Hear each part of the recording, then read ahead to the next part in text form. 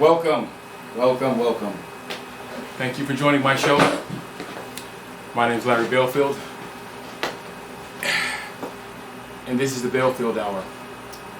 Thank you for our final night of revival. I'm over ecstatic and abundantly pleased that we've gotten through it. Mainly me, all you're doing is watching. I don't know what came over me. Well, I know exactly what came over me, the death of Charlie Kirk, a politician. I believe he ran for president. This is shortly after Donald Trump's, about a year after Donald Trump's tried assassination. Most people think it's a joke because they disagree with the president. Most people think it's funny because they don't like the president or his tactics. But this isn't a game, nor is it a joke. The life you choose to lead in this country is important, or it could be important. We treat everyone with so much respect and so much reverence that it is hard pressed for us to actually put the hammer down on some people. We always like to give people excuses. We like to put our system on trial to make sure that it's not too overbearing and it's not too overstuffing and it's not hurting and trampling people. We try very hard not to trample people. So hard to where we're getting trampled and bending over backward trying to help and aid people. And what I want to do is tonight, on our final night, is make it personal. I'm going to tell you how I personally came to Christ. My family is heavily ingrained in Christianity. We're Baptists. My grandmother and grandfather actually ran a church, a really small church. We only had the family there, and plus she had basically like a halfway house situation where men that were getting on parole, men that had low standing, men that were on drugs, they could come and rent a room for about $300. They can rent a bed. And she had about 4 beds to each room. And she had about 4 rooms, and plus she converted the garage into 2 rooms, and she made an extra room in the backyard. My grandma always taught me that you made room. Houses were built in such a way that when people came and people visited, they usually came in wagons. She used to tell me all the time about her wagon ride that if you drag your feet, the mule goes slow, but if you lift your feet up, the mule goes way fast. You almost fall off the cart. And that's how people got around, and that's how people did and treated each other. It took a long time. The Oregon Trail, she's from the Oregon Trail days where it ended, where a lot of settlers came in the 1800s and found new places, and this is 100 years after that, where people still live almost wagon lifestyle and house lifestyle. So they still have horses and wagons and teams and stuff, but we're very quickly transitioning to urbanism. So, with that being said, people treated each other with love and respect. When they came to visit, you build an extra room onto the house for them to stay until they could be strong enough to build their own. And your house got big, you got paid, and things worked out. Farms like that. If you ever played any video games, and you played Red Dead Redemption 2, Red Dead Redemption, you'll see how life on a homestead is wholesome. It's good work, farming. It keeps you strong. It makes you wise. You're dealing with the nature and the animals, and it's something beautiful. We don't get to see that these days. And what video game developer Rockstar did, what I thought was very amazing, and as well as Ubisoft, where they brought people back into ancient times, like Assassin's Creed, where they show you how things were way back long ago. Now, what I want to do today is that we come from a place of togetherness and friendship and love. However, today, as well as back then, we do have turmoils and trials and things we have to go through. And there is a big mess going on. Most people try to live and be happy and ignore the devastation that's happening in your world. But however, I could not. At an early age, there was a lot of violence, a lot of abuse, and a lot of mistreatment going on in my family, going on with me, going on with my sisters. And it was hard, and it was tough to get through. And once we kind of got through it, we never really got through it, but what happened when it was calmed down enough to to where we could actually, think and focus, um, uh, there was really no time for healing and no time for uh, gaining strength or energy for the next day. You're all depleted from what has happened, and you're pretty much thinking and focusing on that all the time. You don't think about the future, you think about the past. And this is where a lot of people today, when you're older, have problems with addiction, bad behaviors, stealing, crime, not being able to keep steady work, doing drugs, and ultimately murdering people, which is a mind state that happens to people when they live this life. So through my life, I've helped people, I've counseled kids, and I've taken lots of courses through those counseling jobs. I had worked at group homes, and to keep those jobs, you need to get a fair bit of education. Every year you need to get 20 to 30 credits of training, school hours training on how to deal with behaviors of kids. So for 15 years I was learning about behaviors and psychology and how kids act when they go through certain traumas and they have certain pasts.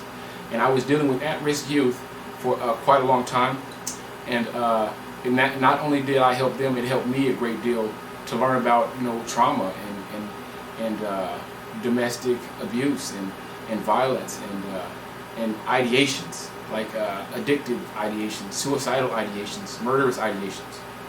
So in dealing with these jobs and over my life, I've learned a great deal about my own past and things that I went through and how I felt. And my journey with the Lord starts with my grandmother. She always held a church. And when I was about 7 years old, I moved in with her. I think I was 6 or 7. And I remember the first day they had a birthday party for me. I didn't even know it was my birthday. And I started going to school that year. Or shortly after, I went to Dorsa for my first year. My grandma drove me up there. It's a block away. She showed me where it was, and from then on, I always walked to school alone. I never gave it any other thought. Never really dawned on me, but most kids, get taken to school that first day and all that drama and jazz or whatever. But there was so much turmoil going on in my life that that didn't happen for the first 5 years of school. I don't even remember my parents around. What happened with my life, man, is I'm sitting around here in my grandmother's house. I got separated from my mother and father for a time, and she has a halfway house full of elderly men that are have issues, drug addiction. They have trauma in their lives, and that's basically what I grew up around. These men, from the outside, what you see is a hobo on the street, but basically these guys were one kind of step above that. They had been through difficulties and trials. They lost families, they had lost jobs, they had lost status and careers, and they're here basically stuck. And they need help, and that's what my grandma was doing. She was there lending a helping hand, helping all of these men with all her might. She always knew that the benefits outweighed the risk. However, there were risks. Men would sell her cars and then steal them the next day. Men would break into her house. Men would have fights and bring drugs and sex, all and things into her house. Where she's an elderly couple. She's 60 and 70, and my grandfather's 70, and they're up in years, and they just want peace in their house. You can come and live and have a room, but you have to have peace in the house. But it was rarely there. My grandmother was always angry and frustrated with somebody at some time, kicking someone out of the house every single day. You come home and there'll be a bag on the porch, hoping it's not mine. But eventually, we started to have a good time at church, and we became a very strong family. She forced you to go to church. You had to go. If you're living in her house, you're not gonna come in here and not get the Lord in you. You have to go to church Tuesday, Friday, and 3 times on Sunday. We got a 10 a.m. service, a 12 a.m. service, and then an 8 p.m. service. You're going to every single service, okay? All right, so this is what we do, and this is how we live. So ever since I was 5, that's been the routine. Tuesdays, Fridays, Sundays, church, okay? Monday through Friday, school, and 1 day a week on Saturday, I get to watch cartoons. Actually, we didn't have a TV in the house at work, so I was basically outside. So it kind of felt like growing up on the farm. We had a lot of people around doing a lot of things. And I learned how to play the guitar. I learned how to play the drums. You know, I learned how to diddle around the piano. I learned how to sing. I learned how to do brakes, carburetors, tune-ups, oil changes, change tires. I learned how to pour concrete, build fences, dig holes in the ground. I learned how to go to school, and I learned how to abide by the Lord and stand up in church when you read the Word. It was so much to do, and you were so busy that you really didn't focus. You know, as a child, it's just fun. But I realized that it was just a lot of hard work. I wasn't having any fun. I was just doing stuff all day. But fun comes in. Good times happen. So it was enjoyable to me to a point. But later on during life, I moved back in with my parents, and it was okay at first. You know, we started going back to school, and we started living as a family again. And you know, my dad started drinking a little bit again, and he got on my sister's nerves. And one day, my sister went in there and made him promise never to drink again. That you know what happens, and you know how you get, and we want you to promise us that you won't do this again. And shortly after that, we moved out of that neighborhood, and I was back at my grandma's, and my father was, sure enough, in rehab. It was years later, but he had tried again to, you know, clean himself up and to straighten himself out. And he did. He actually did. He got clean and sober, and he got his job back, and he was working again, and he started living at my grandma's house. And eventually, we bought a nice little house. Not a bottle house, but we rented out a house on the west side, downtown San Jose. And we had a church. So we have a little church back here behind the house. It's a little place off of Almaden and Oak. And it was a nice place. I didn't have a room anymore. I had to sleep in the living room. And it was a one-bedroom. It was four of us, but then it quickly turned to 7 of us in a one-bedroom, and we were living there kind of deep. But it all worked out. We had fun, and we had games, and we had good times. But what happened later on as I progressed in school around the 6th grade, 7th grade, you know, you start to develop, you know, relationships and friendships with people, and things get hectic in life. School is fine. There was a couple of guys in school that I remember. One guy in art class, and this guy grabs this guy by the shirt. He was this tall white kid. Grabs the kid by the shirt and roughs him up against the wall like he was about to hurt him. And I stood up. I looked at this guy in the eye, and I gave him this look that if you make one more move, man, I'm going to be all over your. I'm going to be on you. I'm coming to get you. I looked him dead in his eye, and I didn't not stop staring. And what he did was look down and walk away. I stared at him pretty much for the rest of the class, though. Me and that guy, I thought we were going to fight, but he kind of backed away at the last minute. And there was another guy. This guy, I don't know what happened. I get into class, and we're playing a game. And so I have this ball in my hand, like we're playing basketball. And this kid comes up, and he snatches the ball out of my hand. Like, I don't know what for. Like I don't know what's going on. But he did this aggressive approach and snatched the ball out of my hand. And I gave him that same look. I swore that I was going to knock him out, like right then and there. I said, dude, no, don't ever, no. And right there, he took this approach. We're like, well, you know, I'm kind of sorry. I didn't mean to do it like that. And the next day, the teacher set us right next to each other. You know, me and that guy became best friends for some reason. I've known him for over 15 years. His name is David, my brother, actually. And I miss him very greatly. But that's how we met. That's how, that's not how things went, but with aggressive things and violent tendencies and things like that, it never bothered me.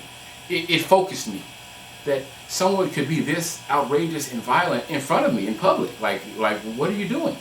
Not knowing that this is how pretty much all men act. They were they were childish, and they were aggressive, and they did things that were very, very disturbing to see. Even in junior high, we had kids bringing guns to school with the threat of actually killing someone. He was getting bullied, he was tired of it, and he really had a plan to actually hurt and take someone's life.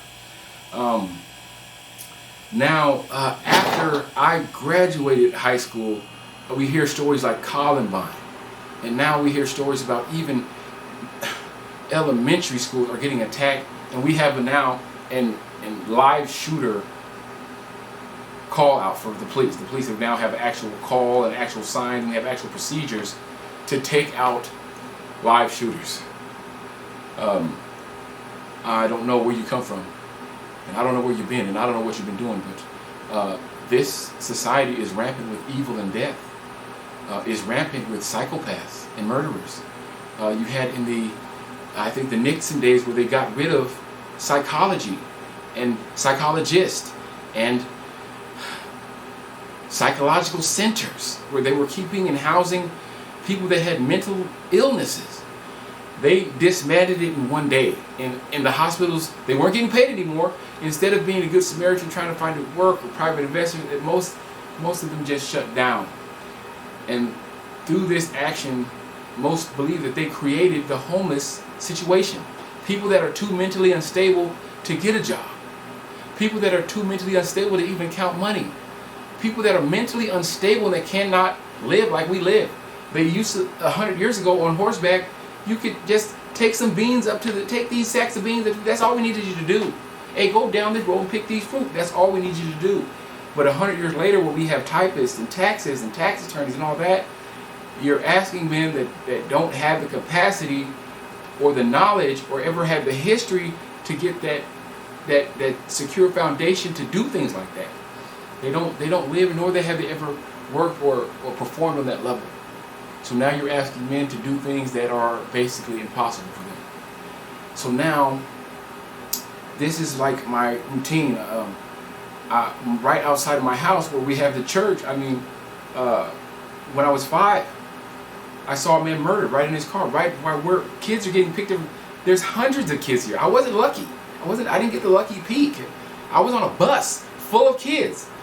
I was the only one that didn't pay attention.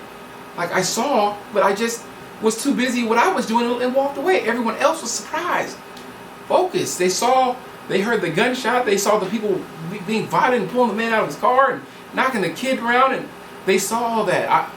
They paid attention, and what happened is there's so much violence going on. You're focused on it, but later on, I could see that it's getting worse. In my junior high, they took prayer out of schools. You can't pray at school anymore. Well, this is a Christian nation, founded on Christian morals, on Christian values, on Christianity. There's a church in every city in America, on almost every corner. And now you say you can't pray in school. Nobody in my school ever prayed anyway, but I did. So I had to pray alone. It didn't matter if they told me to or not. You can't tell me what to do or what not to do. It's not your job. Your job is to prevent crime, to prevent people getting hurt, and your society breaking down. You're going to the individual level, telling me how to think. Well, you got your nerve. And here I am. I'm sitting in the middle of San Jose, where every time I come home, there's a gang on the corner. Every week or two, they're beating in a new member. Right in front of me, right in front of the kids here. There's a school right here. They're trying to indoctrinate these kids into gang violence. When they see you beating a man and beating a man and beating a man, 15 and 20 of you, then he gets up and rises. Now he's one of them, knowing that you're going to have to go through this. You can't defeat this. You can't get around us. We're going to beat you to follow us. That's what they did. They beat you in. That wasn't an asking, it was a telling. Forcibly forcing you into gang servitude. Now you have to do what they say and do what they do. Nobody really wanted that. You're 6th and 7th grade. You say, I don't want to be part of gangs. And the next year you're wearing red and blue. Because no one can help you. No one can come in and stop them. I think all my life, why did they try to get me? Why did they stop me? It's because I was covered in the blood. For a long time, I didn't know. For a long time, I didn't realize, until the day I saw 30 men walk into a man's home and murder him. Now I'm sitting here about to tell you how I came to Christ. One day, I was thinking about all this and my life and how is it going to go. I want you to tell me, what is the good part about life? And I know what you're going to say. Children, your family. But let me stop you there. In the black community, you're more likely to be a single parent. And they want to blame the black man. But what has happened is, during civil rights, where we were trying to get unsegregated and become a part of this country, they put in doctrine to say that we'll take care of women and your child as long as you don't have a man. You see, black people had no problems in the home. There were people addicted to heroin. There were crackheads on the street. But you equated that to the black family. And then you decided to split them apart. Just like Pharaoh did in the days of old, when he said, let's kill all the black boy babies. You went a step further and said, let's destroy black relationships. Now today, women are more likely to use a man to get pregnant and then forcibly put him under child support and then get on housing. Housing is like a lottery ticket for most black women these days. They think, I can get a man who's horny, who doesn't know any better, get me pregnant, then I can get him on child support to pay me thousands per month.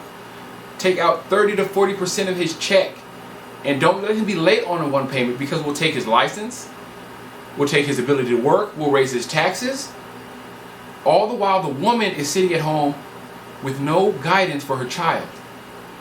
Now you have onset gangs, onset murderers, onset drug addiction, because you have men that don't know how to be men because they were never raised by men. They were raised by women to feel good, to cater to your emotions, and to always be nice and always feel happy. When men don't do that, men strive, men work, men push through pain. We do things that are impossible. We'll build houses. That doesn't always make you feel good. It's hard getting up every morning at 6 a.m. It hurts your back. Your feet hurt. You sweat. When you do things that make you sweat, it isn't comfortable. It hurts. But men strive to lay down work. We know that it's more better for us to have a good work laid down and left for the next man than it is to strive to be happy for ourselves. We can make it easier on 1,000 men, or we can make it easier on ourselves. For a man, the choice is clear. I'd rather make it easy on 1,000, because that man could make it easy on another 1,000, and I'll be one of his 1,000, and one of his 1,000, and one of these 1,000. These 1,000 men will make it 1,000 times easier for me if I make it 1% easier for 1,000 men. Do you understand? That's how we think. We don't think off feel good. We don't think off happy. We think off unionizing our good work to make sure that we lay down strength for our seed so that they can grow up strong. Now, you deduce that to housing. I don't want a man in my life. I don't want children in my life. You just want to have what you want. You want to have your cake and eat it too. You don't understand that there's consequences to your actions. When you have sex, you get pregnant, and you have to take care of your children. Having a way out like housing and chesed means that black men don't get kids. We don't get to raise our children. What we get is a bill and alone time and a lot of court visits to get visitation to visit your own child. And they think that's right. You see, I'm not in the mood to give any woman housing. You see, I'll give my wife a child and I'll take care of her for life and buy her a house and a car and everything she needs. But I'll be damned if I'm going to give any woman in this world housing or just sup. You've chosen the wrong one. Sex is out for me. I didn't know how I was going to do it, but I was furious and infuriated by the thought of ever touching one of these people, touching one of these women, touching even a man, having any type of sexual connotation where your whole life is ripped away from you. I'm seeing gang violence, people murdered in the street. I was in such trauma. I didn't even want to touch people. To this day, I still have trouble touching people. I was in a state of suicidal ideation, addiction, porn addiction, watching internet porn every day,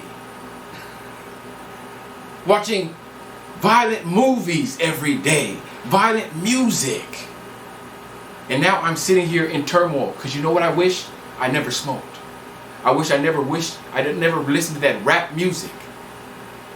I never listened to rap music until 2001 when the Chronic 2001 came out. That's when I started listening to rap. When it started to make sense. Now I'm sitting here in pain and in turmoil. I want you to look at this picture. Junior high. Larry Belfield in church. This is the very pew, the very spot it happened. My mother has kidney failure. And I learned that, if she doesn't get her treatment, she will die within 72 hours. So she has to go to treatment 3 times a week in order to filter out the excess liquid in her blood. So it's worse than cancer because cancer, it takes years. She has kidney failure, which takes 24 hours. Going too far without treatment is death. You're done. You went too long and you're going to die. After 24 hours, you have less than 10 or 12 hours to live. The life is so strenuous and so tough that I heard of people, they just gave up. They went out one night and they just ate all day. They went to the weekend, they went to a restaurant, they ate all the food they want, they ate all the drink they want, and they just went to sleep. That's how tough it is. That's how hard it was. They say that you can only last 3 or 4 years in this system by getting your blood transfused out and kidney transplants. My mother lasted 15 years. 15 years of 3-day treatments, 3 days a week. Sometimes 4. Endless hospital visits that lasted months of time. And I'm sitting here now with this weight on my chest, this pain in my heart that keeps me unfocused and down.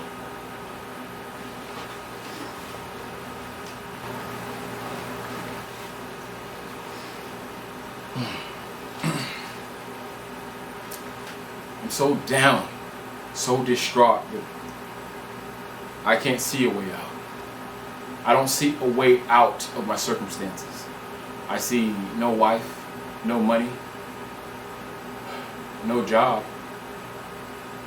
My father was a garbage man for 30 years, and my grandfather was a garbage man for 40 years. So I knew that I was going to be a garbage man. It didn't matter what education I had. It didn't matter what I knew. I knew that garbage was in my future. I looked at it as I've got an easy job, it's a meal ticket, and I don't have to worry about money. That's how I saw it. Even though it dreaded me to know that I'll be doing the same thing that my parents have been doing for over 70 years. Most people think it's exciting. I knew it was fun. But really, would I be able to advance or be who I truly wanted to be? Was there freedom? And the answer was no. There was no freedom. The life I led was basically the life I led. I was ingrained into this type of working and labor type of jobs and consistent work. And so what happens is I'm faced with this burden that I can't understand. I'm faced with this feeling that I don't know what's happening. I feel this terrible draw that's draining my energy. It's draining my focus. It's draining my life. And it hurts every time, every day, all the time. It's a consistent aching like a knife in your chest, being twisted over and over. And every day they twisted a little bit more and twisted a little bit more. And it didn't come out, it only went in deeper. I started, how long is this knife? And why is it in me? And why can't I shun the feeling? What is going on with me? What is the pain? What is the emotion? And I found myself drowning in emotion, drowning in pain, not wanting to talk, not wanting to listen, not wanting to hear, not wanting to know. And I found myself burdened with pain and in suicidal ideation. I wanted my life to end. I wanted it to be over, but I didn't know how. I didn't have the strength really I didn't think I could, but until I picked up the knife and thought that I could kill myself, just cut my arm open and let it be done. But my grandma always told me, and she made it clear, that if you have a burden, you have to take it to the Lord and leave it there. Now, this wasn't once. I got baptized at 7. And there was a song that my grandma always used to sing. Take your burdens to the Lord and leave them there. Take your burdens to the Lord and leave them there. And it was there by faith I gained my sight. And now I'm happy all the day. Man, that was a song that she gave for benediction many times and many times over. And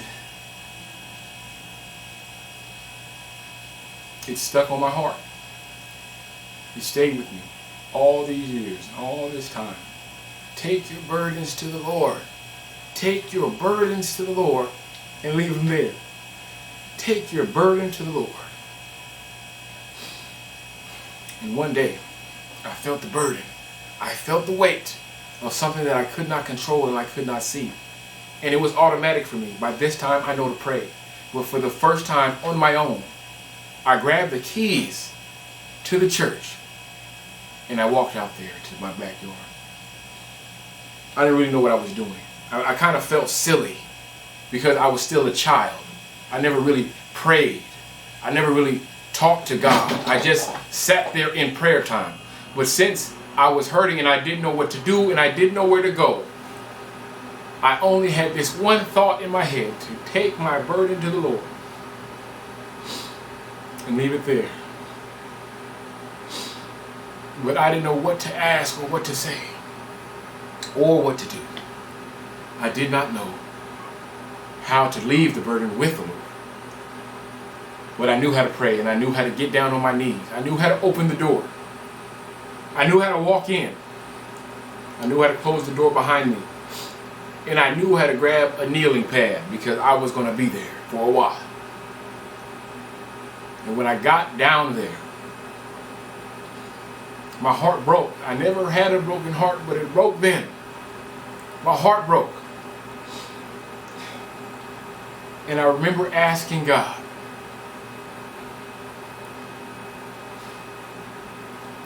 before I say this, most people ask God to fix their life.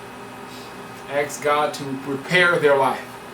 They'll ask God to change their life. They'll ask God to heal their life. They will ask God to make their life into an example for His glory. But that's not what I asked. It's not what I wanted, and that's not what I needed. It's not what I pleaded to the Lord for. That wasn't my burden. That I needed a better life. That I needed a new life. That's not what I needed. That's not what I wanted. Excuse me. I was sure and adamant that there was no hope. That there was no light at the end of the tunnel. That there was no greatness. That there was nothing. And I was hoping to get there as fast as possible. To the nothing that we all end up in. To the blankness. To the darkness.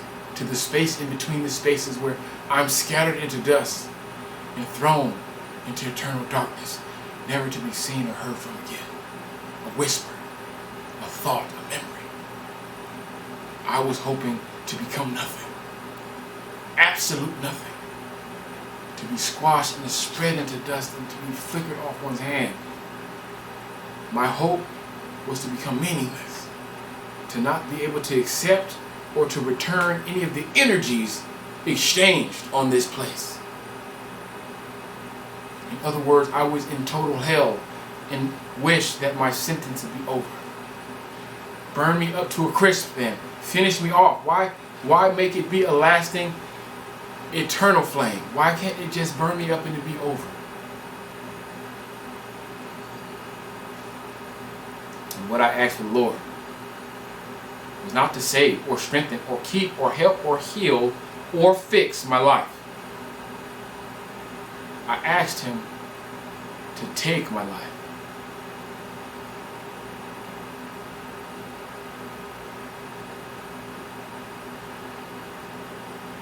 I sincerely wanted him to remove me from the plane, to take me out of here. I wasn't asking for forgiveness or help.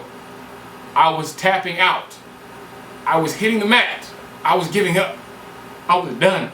I wasn't ready to try again. I don't want to try anymore. Lord, take this life from me. Take it. If you can take this life, if you could take it. And you would not believe. You would not believe. But not a voice. Not a sound. But that feeling in you when you understand. If someone says, Larry, hey, take out the trash. You don't need to say, Larry, take out the trash in your head. You take the words, you transmute them into your brain, and you get this feeling. You get this idea, you get the take out the trash. And that's what I got. This clear, astounding, overwhelming sensation. I can take it.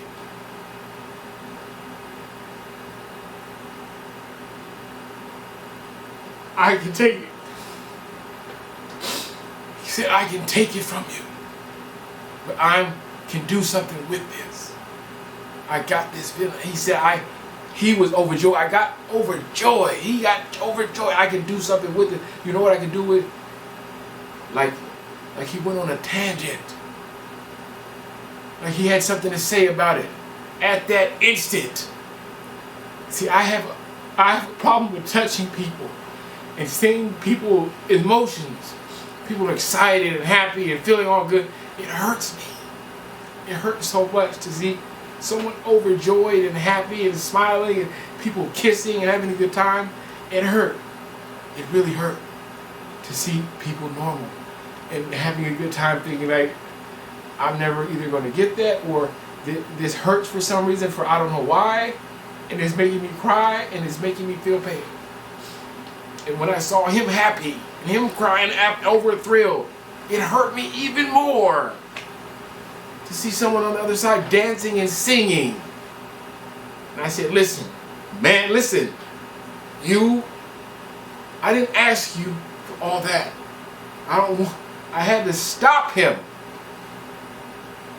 I said, stop that. Stop that. Listen, just take it from me. Just take it from me. I don't want it. Well, I held my head down in pain. I said, I don't know how. I don't know how that I'm feeling that somebody can even do something about this. But if you can see me, if you can notice me, if you can, please. And my eyes were so full of tears and so full of pain that I couldn't even see the lights. They were like, there was water and everything was blurry. You know how you get the blurry vision when you're crying and you squint your eyes and the light's in your face and you just get these streaks of light, and when you were blinded, I couldn't really see anything, and I'm rubbing my eyes and I'm blinded. I take my glasses off and I look at my hand. I've been here for 30 or 40 minutes crying my eyes out, struggling, fighting, arguing, flicking my hands. And then I stopped for 1 second. I stopped for 1 second and saw the smallest bug I have ever seen in my life. It was so small, it was walking along the edge of my fingertip. It was so tiny.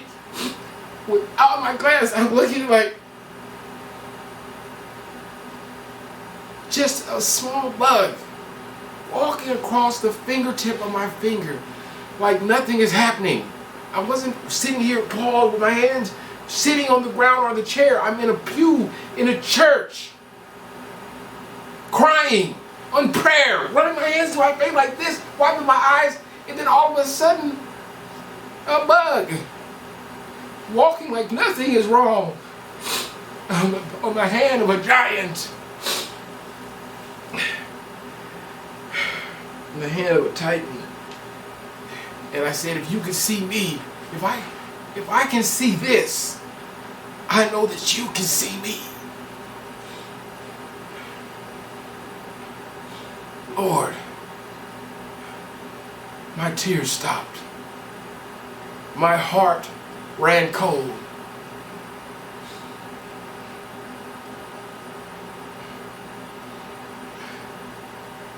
My breath caught up with me.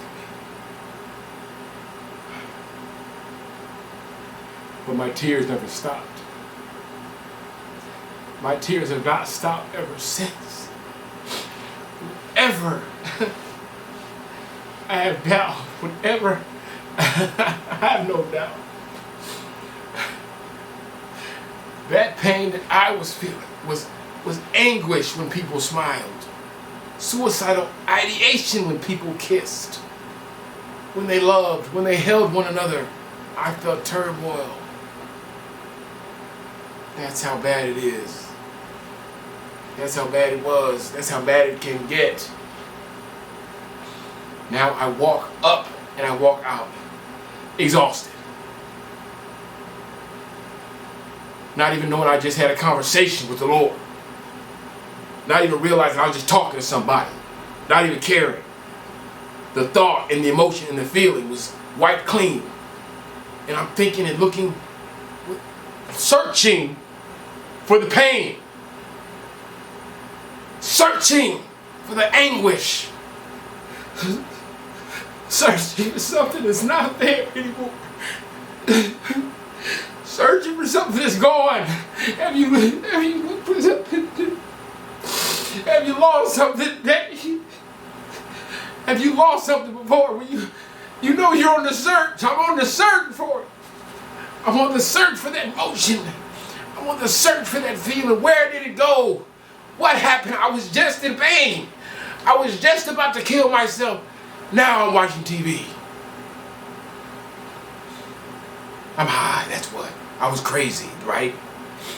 I'm sitting here watching TV. And all of a sudden, I start flipping through the channels. And like normal. You know, you have the pain, you have a feeling, then it starts to come back. As I flick through the channels. And what's happening is, I'm sub-vocalizing as I change the channel. To whatever channel we go to, I say the channel. 14, channel 22, channel 28. Yeah, I have this thing with sub-vocalization.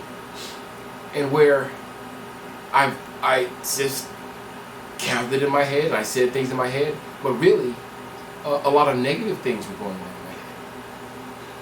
And as I'm changing the channel, I'm hearing myself sub-vocalize, but I feel the pain return. And I'm like, oh my gosh, so I guess it didn't work. You know, I went in there, I guess I was just too tired. And so, as I'm sub-vocalizing and changing the channel, it's getting harder and harder on my heart to, like, I was in that room, like I'm back in that place. And something tells me, you know, stop sub-vocalizing.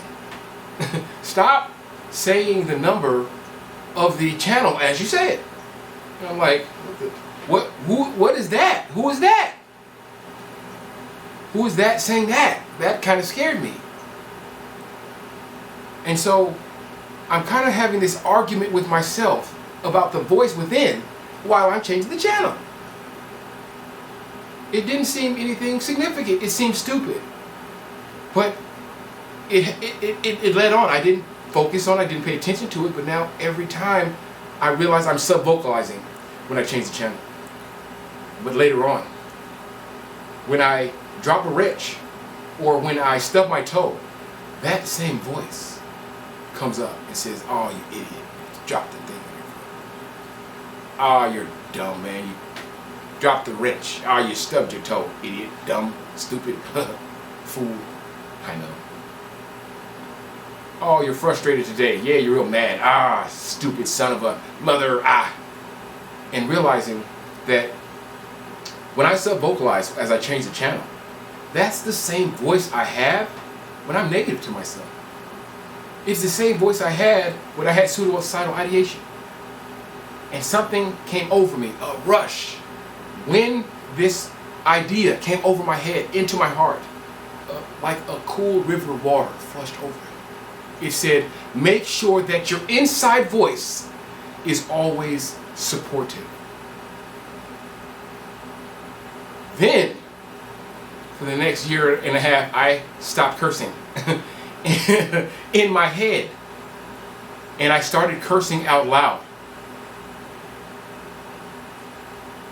This small change in me drove awareness that sometimes the voices, the thoughts, and the emotions in your head aren't always your own. Who has control over them? With one instance, the Lord took control over it without even me caring why or what the reason was. All through my life, this has been happening. Every instance is where I'm wrong, when I feel wrong, when I think wrong, when I stop wrong. The Lord is there to tell me why I'm wrong, how I need to change. Then He makes the change on His own and shows me what He's done. I said, thanks. Wow, I didn't know that I was that hard on myself. I didn't know I was doing that much damage. I didn't know that was causing me pain. You're doing a lot of things that cause you pain, Larry. Well, pain, you know that everything you're doing is causing you pain. You're not working out, you know. You don't have good relationships. You're not reading your Bible right. You're not praying right. There's a lot of things you're not doing right. I said, man, Lord, help me do right. That's what I want. The Lord has taken my heart and has given me focus on what He truly believes, what He truly thinks. That's what everybody thinks. Okay? Everyone has the Lord's mind in them. They just don't know it. You don't know that you believe in Jesus and you follow after His righteousness. Because our society has so ingrained it into you. It's so deep inside your soul that you don't understand that you believe in fairness. You believe in hope. You believe in coming back from the dead, rising like a phoenix, and showing your enemy that you're better than what they think they are. Later on in life, I'm in high school, and I'm watching this video for CCOC. It's an education program that has auto mechanics. I've been an auto mechanic ever since I was 10 years old. Now, I really want to go into this program. I've heard about it for a long time, and this is the time to choose it. I've been thinking about it for years. They told me about it back when I was a kid. They got special schools for auto mechanics. And as the video comes up, we're in the special classroom, we're watching it. They show me all different types of work, not just the one that I'm interested in. And as soon as this one video comes up for culinary arts, they show a man in a white shiny chef coat, this tall chef hat. He has these chef knives and he's slicing his vegetables. My first thought is, wow, he's cooking. Oh, that's the chef, he's cooking. But right after that, my heart lit on fire. Just like I was back in that church, on my knees praying, looking at that bug with eyes full of tears. He didn't have to say anything. That emotion led me to choose that class over the class that I really wanted to choose. Okay? For some reason, I chose culinary arts, food services, instead of auto mechanics, which I was totally used to.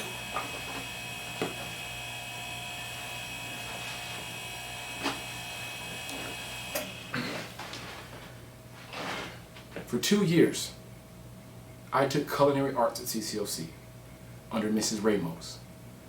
I learned how to measure, store, cook, make all kinds of delicious food. I was in competitions for food. It was the most wonderful time of my life, learning new things, meeting new people, and learning how to be a chef. Soon after that, the program had a work release program where they got you a job and they allowed you to work instead of going to school. Well, I worked at Round Table Pizza for over 2 years after that.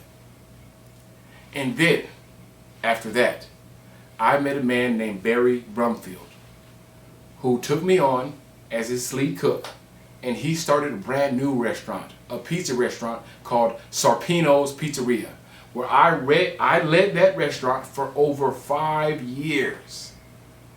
Now, if you complete the 2 years of training and almost 3 years working at Round Table, and the 5 years working at that Sarpino's Pizzeria, I put in over 10 years in that field, working and making food. Okay? Oh my gosh, I had so much fun and so many good times. I was making in 2003, where the minimum wage was $8, I was making $2,000 a month. So all of the racism and the stigma and the things saying with people you can't strive and be good, you know what you need? You need focus. You need clarity of heart. You need a leader. You need someone to show you the way. Jesus did that for me. He still does that for me. After that, I went to school. Let me pause the tape.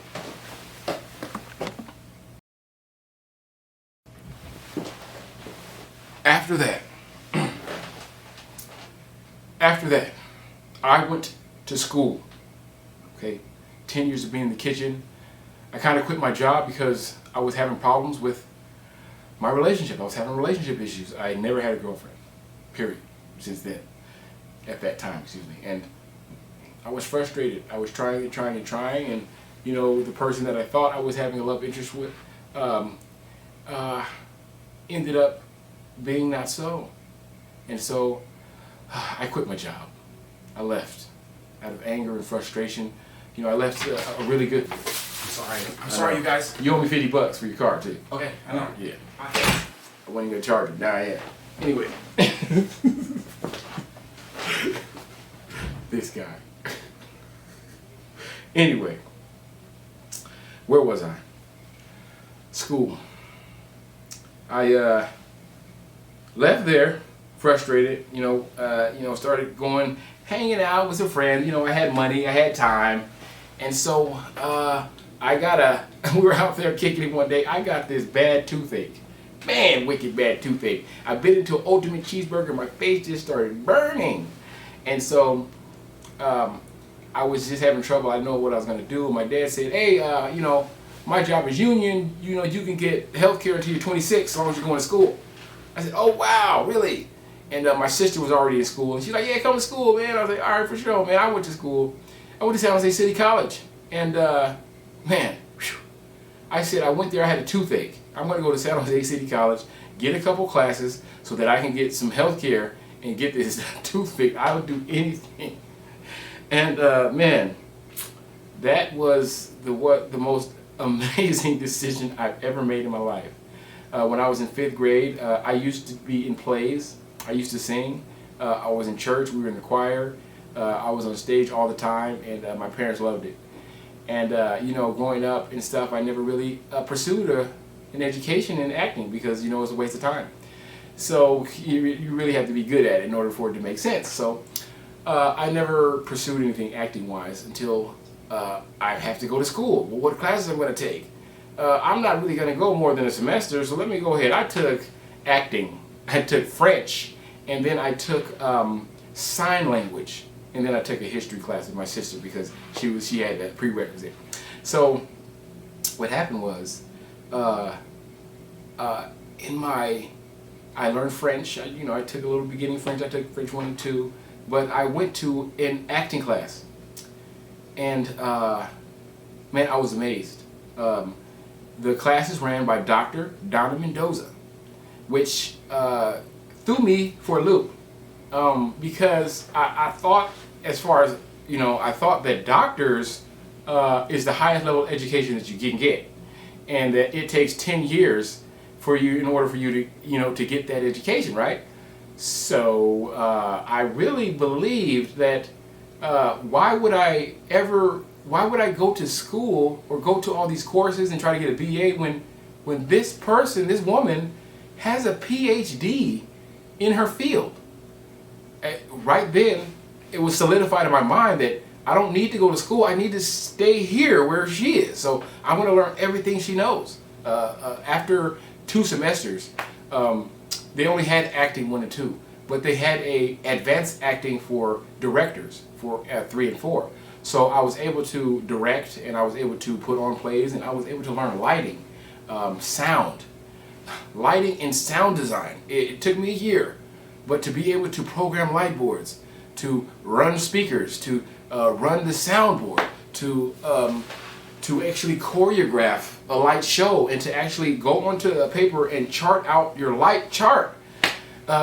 Those are skills that are highly desired and favorable in the field. I was given a world-class knowledge base just by staying near one person, rather than going to the rigmarole of learning, 2 years of whatever, and then a couple of classes of what you like, and then actually taking 4 or 5 years to solidify some type of degree in science or politics, or I don't know what.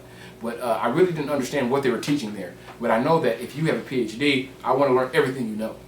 And I was there for over 8 years. I learned Spanish. I actually had to, the first 2 years, I wasn't actually taking any real classes because I wasn't planning on staying there just for the dentist. So after that, I said, man, I better knuckle down. So I spent the next 2 years after that doing all my prerequisites and doing all my general education.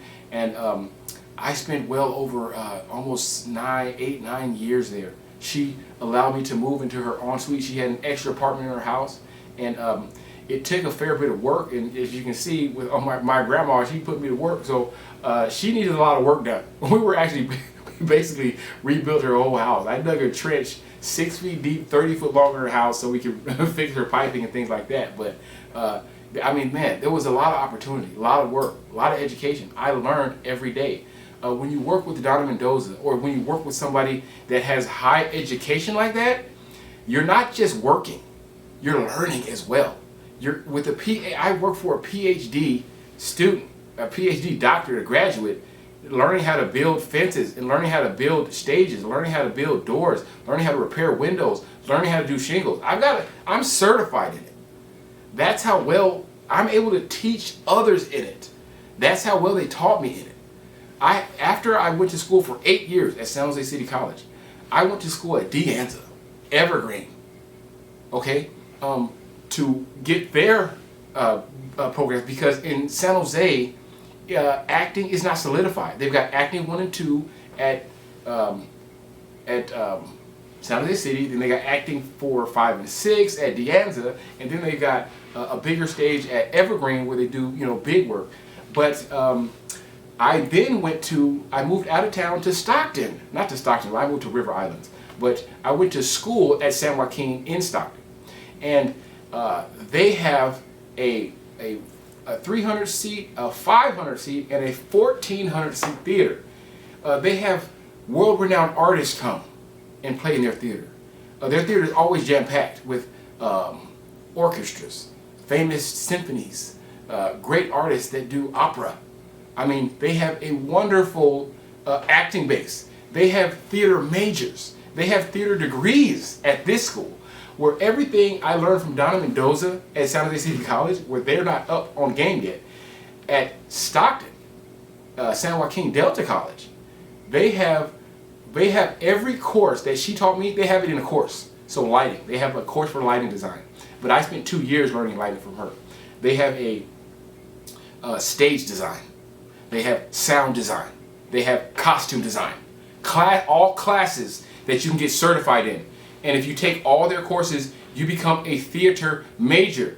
They send kids to advanced acting schools. Okay? this is where I was, where radio is prevalent, music is prevalent, TV is prevalent, and most of the kids are African American, so it's more based on becoming a star, superstardom, singing, acting, dancing, and performing in front of TV. At that school, my knowledge was even greater, deepened, and solidified, and certified to be able to do stage work. I was in school for stage for over 12 years. From 2003 to well over 2017 or 2015, I was in school. Okay? So 10 years culinary arts, 10 years acting school. But while I'm acting, I'm working with the advanced youth, and not advanced, but at-risk youth in group homes. I worked there from 2003. I've had a job there. My last job in there was like 2016, 2017.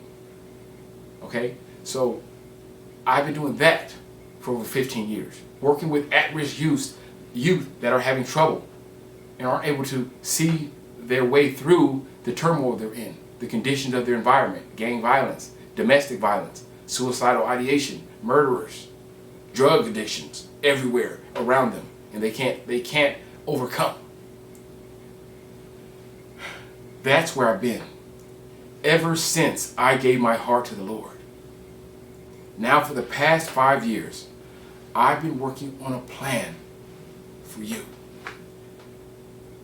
As you can see, people are more stressed than they've ever been, more pain than they've ever been, more lost than they've ever been, more broke than they've ever been. So broke that we're now being like Nazis in like West Germany. We're making the Berlin Wall, walling people up and going house to house, like Anne Frank style. You understand? That only happens when you lost your way. Okay? We have a devastating environment though too, where rampant evil and evil men have always taken over, and they've always been in control. The problem is that we might have the power today to overcome them. That's our problem. That's our issue. You might have the strength to overcome a world full of evil, not just your world, but a world written down in history as evil. From the eating of the apple, to the killing of Abel, to the washing out of the people of the plain in Noah, to Sodom and Gomorrah with Abraham, to the children of Israel being enslaved through Joseph, through them becoming free through Moses, through them being granted a king through Saul, Solomon, David, and to be given a heavenly line that involves Jesus, the Christ himself, and to have him crucified on a cross and sacrificed like cattle. Then the Muslims are beaten back. 600 years later, they still have laws on the books like kill all of the boy babies. What do you think the Muslims were fighting for? Popcorn? They are the only black society that puts their children above themselves. That's why they're so strong. Because they put their children first. Not like Africa, where they make their children pass through the fire, apartheids. What do you think they do when there's no food? This is not a game. This is real. There are cannibals out there that they've lived this way for thousands of years, eons. You're not going to stop that with a happy Christian song. That's not what Christ is for. Then you have 1,000 years later where you have crusades happening again. You understand? Then 500 years later, women are being burned at the stake. Just women.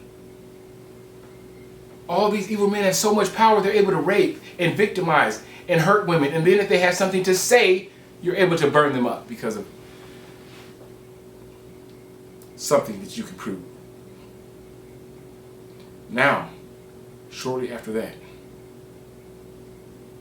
after Joan of Arc, a patriarch of the Christian faith, is burnt at the stake, now we have America show up. And what happens right at the beginning?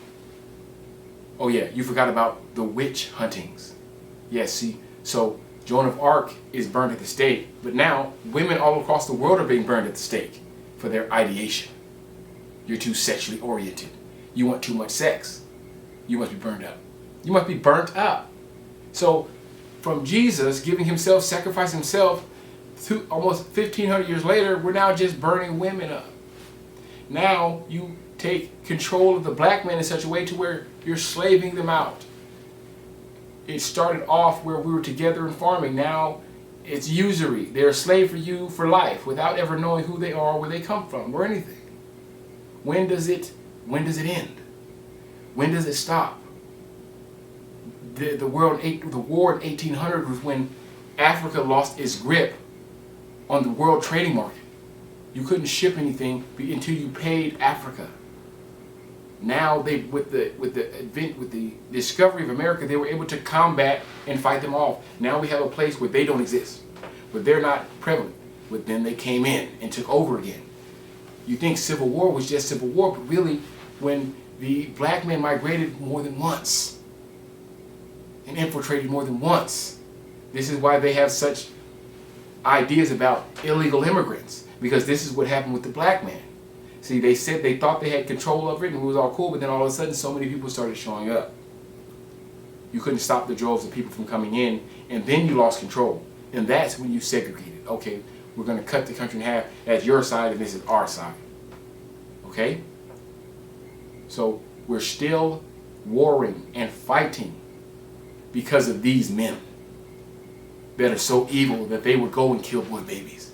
That are so evil that they would take over villages and towns to suit their own needs.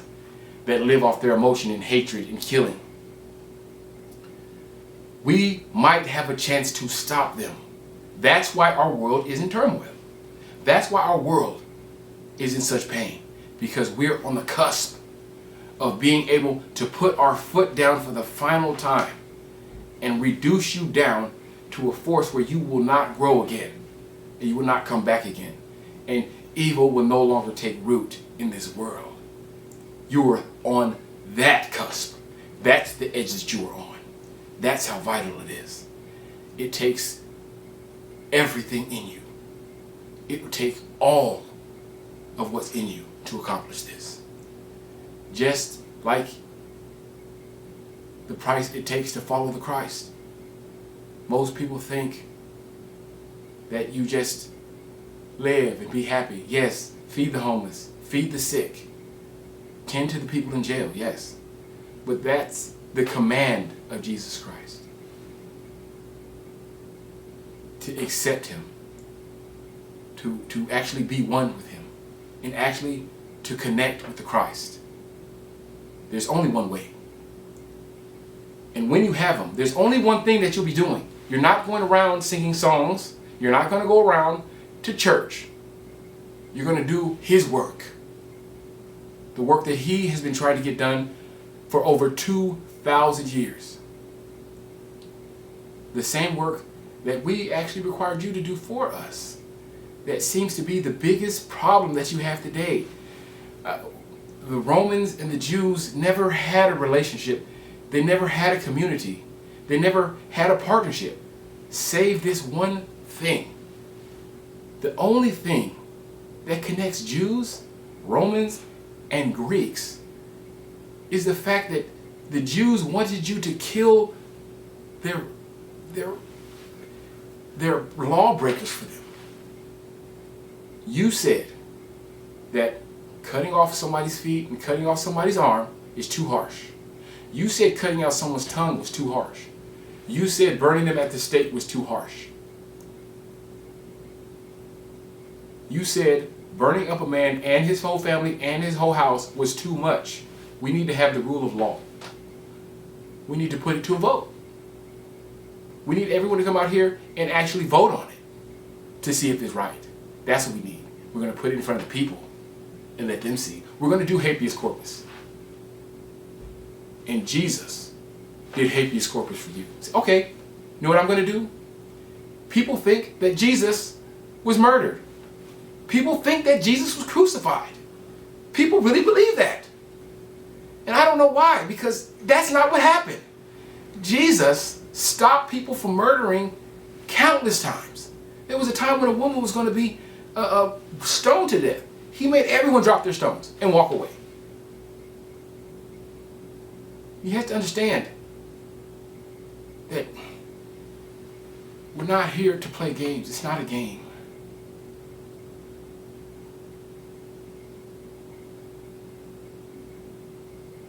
In order for you to follow after the Christ, in order for you to accept Him, in order for you to be one, for Him to guide your steps, to be there, to allow you to do what He needs to do, which is not shake everybody's hands, but to bring the law down on the sinners. He put Himself in that position to go down for mankind, to go down for us, so that you see, habeas corpus and voting on it doesn't work. We're going to vote in Jesus. He said, I'm sacrificing myself. The votes really didn't matter. I'm going to go in, whether they voted or not. Then you tried to trick them. Oh, how about I bring this other man that's more evil? Do you want him or Jesus? And it was clear that Jesus, I'm going in. I don't know why you're doing the vote. I'm turning myself in. They're going to crucify me. I'm going to rise in 3 days. That's what's going to happen. This voting, you washing your hands, you trying to put it to the crowd, you trying to get me off, that's not going to work. That's not how it works.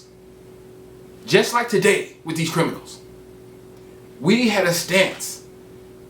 You do these evil things, okay? You had to die. That was the law. You came in and said, that's too harsh. We need to use understanding, and we need to use books, and that's what you're doing right now. You're taking a murderer who murdered 7 people, and you're giving them habeas corpus. Habeas corpus. That's where you talk and understand over somebody's issues. That's for a psychologist. That's for a psychologist dealing with somebody and their problems before they've done something rash. That's what habeas corpus is. And I believe that's what it's for. That's the process we do to keep you from harming people. After you've murdered somebody, what process should be afforded you? This is why we can't understand you. We told you, take these men and get rid of them. You're enslaving them, tying them to rocks, make them break this, and then show them how to do this. And just like Joseph, he took over your whole nation. So you're going to have these men stay with you and talk with you and converse with you in the prison. When a righteous man goes in, he can take over the whole nation. So now you're sending these evil men in. And what have they done? They've taken over your whole nation. The evil that is within them is so prevalent, it's so powerful. And what they've done is so wrong. The Lord has already decreed a way to deal with them. He said, an eye for an eye, a tooth for a tooth.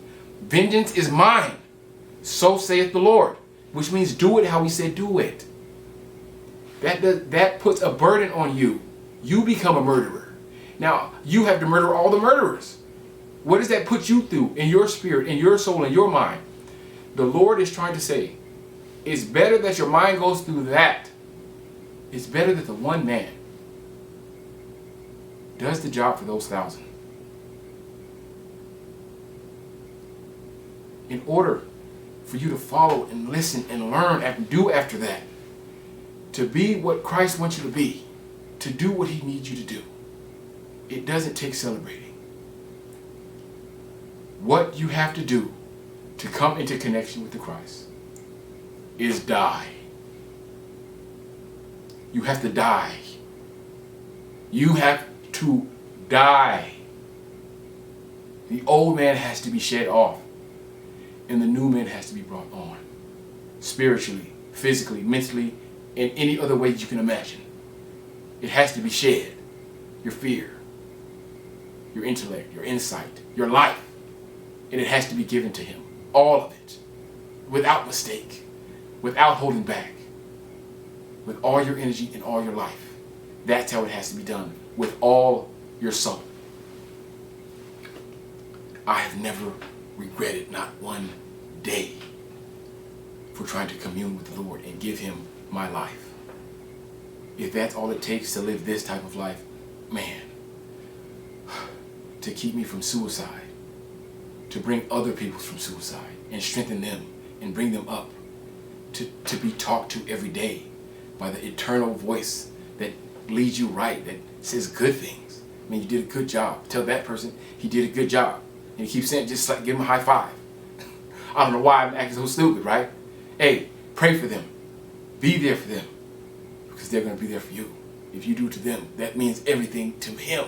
If you're there for them, that means everything to him. In order to live your life for Christ, you must live it for your brethren, for your friends, and for your family.